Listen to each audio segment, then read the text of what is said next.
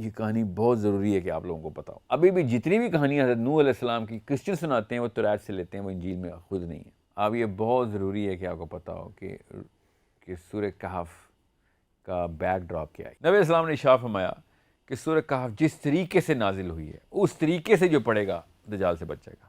یہاں پہ اب آتی ہے بات سورہ کہف کے اوپر. یہودیوں نے آ کے سوال کیا نبی علیہ السلام سے. اب یہ ٹیسٹ کیا کر رہے ہیں, یاد رکھیے گا, یہودی اپنے مسیح کا ویٹ کر رہے ہیں. یہ یہودیوں کا حضرت عیسیٰ کے اوپر بھی یہ ٹیسٹ تھا. یہ اپنے مسیح کا کس لیے ویٹ کریں یہ پتہ ہونا چاہیے آپ کو. ان کے مسیح کی نشانی کیا ہے کہ پوری دنیا کے اندر ایک ایک گھر میں اللہ کا پیغام پہنچائے گا, دنیا سے جنگ و جدل ختم کر دے گا. یہ نشانی ہے, یاد رکھیے گا. اور کسی بھی قسم کا کوئی معجزہ نہیں کرے گا. یہ اس کو معجزوں کا محتاج نہیں ہے. ہو گیا تو ٹھیک ہے, معجزوں کا محتاج نہیں. اور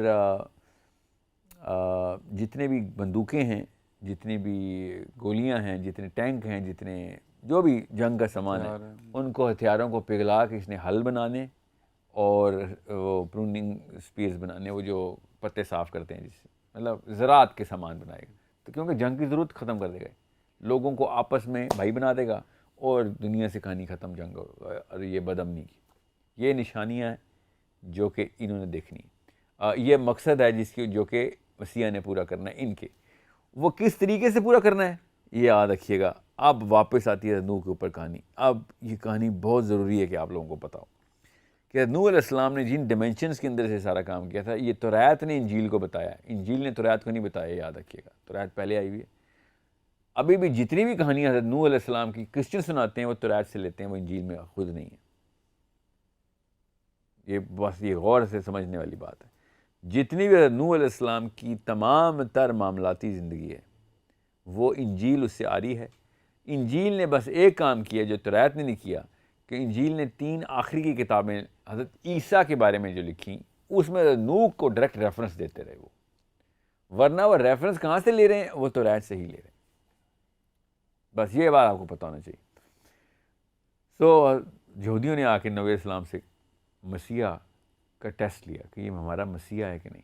تو انہوں نے کیا سوال کیے کہ اگر آپ ہمیں یہ بتا سکیں کہ روح کیا ہوتی ہے, ٹھیک ہے, تو ہم آپ کو اپنا نبی مان لیں گے. اگر آپ ہمیں یہ بتائیں کہ اصحاب کہف کا قصہ آپ کو کتنا پتہ ہے, اصحاب کہف کے ساتھ کیا ہوا تھا. یہ یاد رکھیے گا, وہ ٹیکنالوجی ڈھونڈ رہے ہیں. وہ جس ٹیکنالوجی سے انہوں نے پوری دنیا میں جنگ و جدل ختم کرنی ہے. ان کے مسیح نے اس اللہ کا نام ہر گھر میں پہنچانا ہے, ٹھیک ہے, اپنی طرف سے وہ یہ دیکھ کر رہے ہیں. تو اور تیسرا سوال کیا تھا کہ ذوالقرنین کے بارے میں ذرا بتائیں کہ وہ ہوا کیا تھا, کہاں گیا تھا, وہ کیا ٹیکنالوجی ہے. ٹھیک ہے.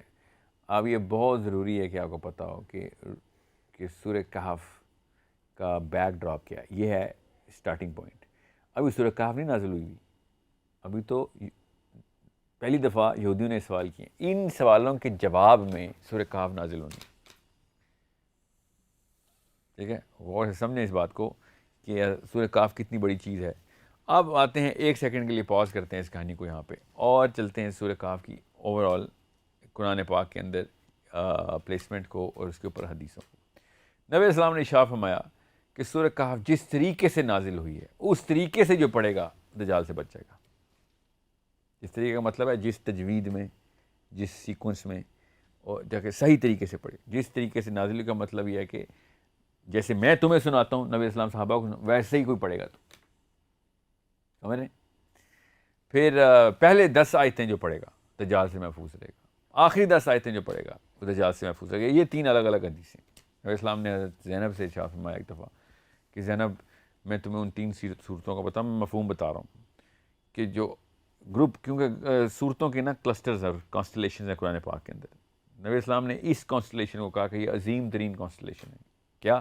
سورہ بنی اسرائیل, سورہ کہف اور سورہ مریم. سورت نمبر 17, سورت نمبر 18, سورت نمبر 19, یہ تینوں اکٹھی اللہ نے کی ہیں. سوچیں یہ کیا نمبر ہے؟ 17, 18, 19. سورہ بنی اسرائیل, سورہ اسراء, سورہ کہف اور سورہ مریم.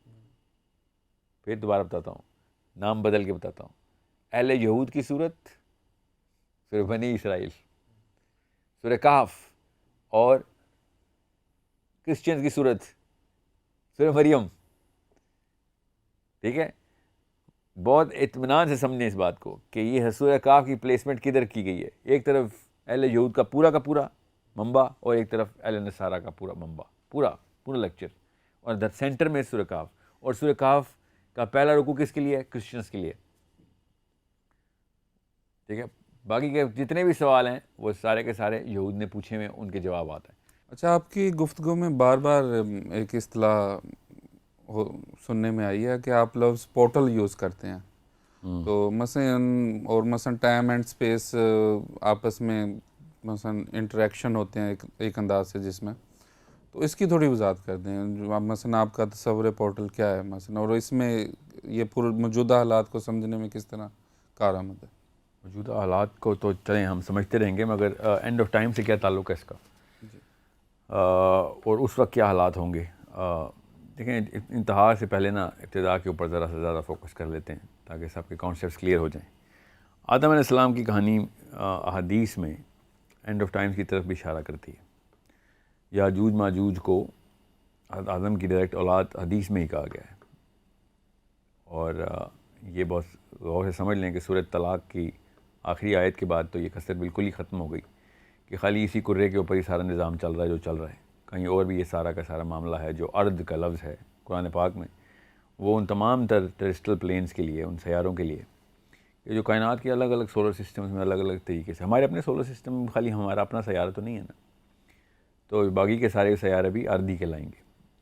سو یہ بہت ضروری ہے کہ آپ کو پتہ ہو کہ یہ جہان کا کانسیپٹ ہے، ان سماوات کا کانسیپٹ ہے. کتنے جہان ہیں، کتنے سماوات ہیں، یہ اللہ تعالیٰ نے بتایا. سورۃ طلاق میں یہ بھی بتا دیا کہ سماوات تو کئی جگہوں میں بتایا تھا اللہ تعالیٰ نے، مگر یہاں پہ آ کے اللہ تعالیٰ نے کہا کہ جتنے سماوات ہیں اتنی ہی ارض ہے. اسی کی مثال کے اوپر ہم نے دنیایں بھی بنائی ہیں، سیارے بھی بنائے. اس کا کیا تعلق ہے آدم کی کہانی سے کہ آدم کو تمام ارض کے اوپر خلافت دی گئی، صرف ہمارے کرے کے اوپر نہیں. اب ارض اگر ہر جگہ پہ ہے تو پھر ہر جگہ پہ خلافت اللہ تعالیٰ نے تو خالی تخصیص کے ساتھ اس کرے کا نہیں کہا. اس کرے کو تو اللہ تعالیٰ دنیا کہتے ہیں. تو میں آپ کو نا ایک طریقے سے بتاتا ہوں، جس طرح سورہ واقعہ میں اللہ تعالیٰ نے بتایا نا، یہ میں آپ کو ڈائیگرام بنا کے بتاتا ہوں اسپیس ٹائم کیا ہے. جو ہماری اسپیس ٹائم ہے نا، وہ یہ کوئی ایک سیلیسچل باڈی ہوتی ہے، کوئی بھی ایک سیارہ ہے، ستارہ ہے. ٹھیک ہے، اب اس کو ایک سیکنڈ کے لیے ستارہ ہی سمجھیں کیونکہ میں سورہ واقعہ پہ آنے لگا ہوں جہاں پہ اللہ تعالیٰ نے پوری کی پوری نشانیاں میں بتا دی ہے.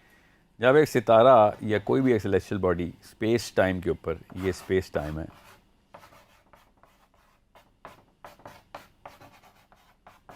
اس کے اوپر اپنا وزن ڈالتی ہے تو یہ جو کرویچر بنتا ہے نا، یہ کرویچر باقی کی تمام تر چیزوں کو اس کی طرف پل کرتا ہے. اس کو ہم گریوٹی بولتے ہیں.